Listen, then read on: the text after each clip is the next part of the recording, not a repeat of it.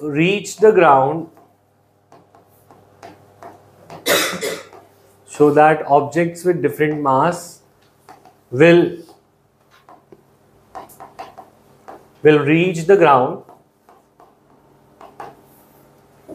at the same time when dropped from same height.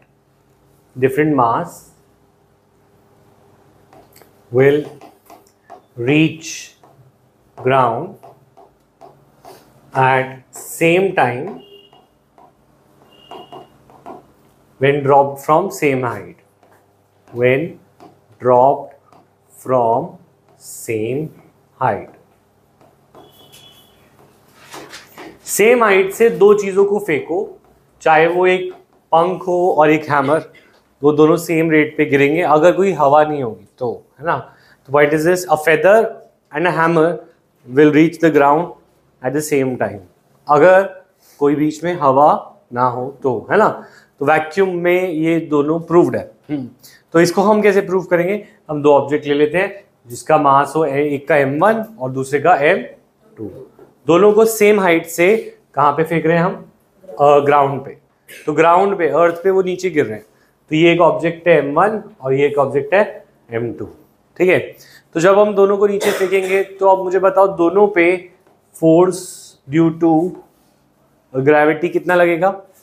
Force, इसके ऊपर force लगेगा, अर्थ का मास m, अर्थ का मास कैपिटल M, तो दोनों पे फोर्स लगेगा G M m1 by distance तो सेम है d स्क्वायर, और इसके ऊपर लगेगा force will be equal to G M m2 by d square.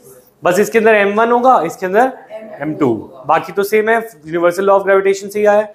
अच्छा, उसके बाद हम बोलेंगे we know force is equal to mass into acceleration. तुम इसको एक ही बार दिखा सकते हो, ऐसा कोई दिक्कत नहीं है। Force is equal to mass into acceleration.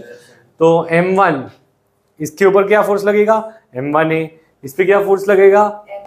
m2a, है ना।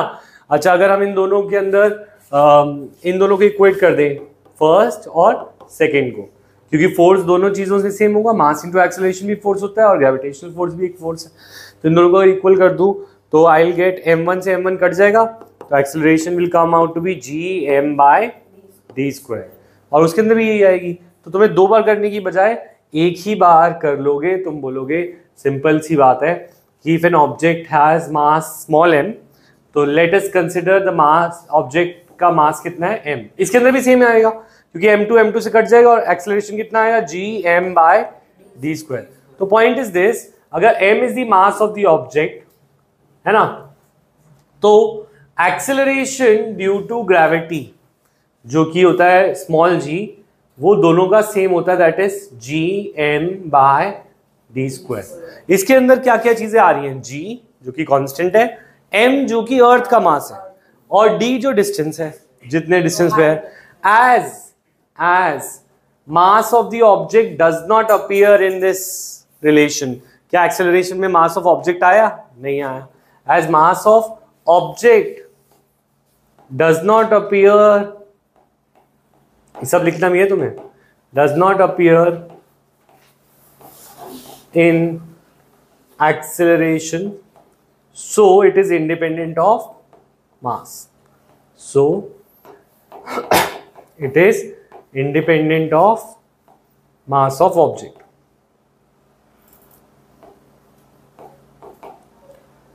Of mass of object, mass of object के से वो इंडिपेंडेंट है। तो दैट मीन्स ऑब्जेक्ट का मास एक्सेलरेशन ड्यू टू ग्रेविटी में नहीं आता, और एक्सेलरेशन में नहीं आता तो वेलोसिटी में भी नहीं आएगा, इसीलिए दोनों चीजें सेम समय पर नीचे पहुंचेंगी, दोनों का एक्सेलरेशन सेम होगा, ठीक है। So they will reach the ground at same time. जल्दी से नोट कर लेंगे आंसर, फ्री फॉल बोलते हैं इसे।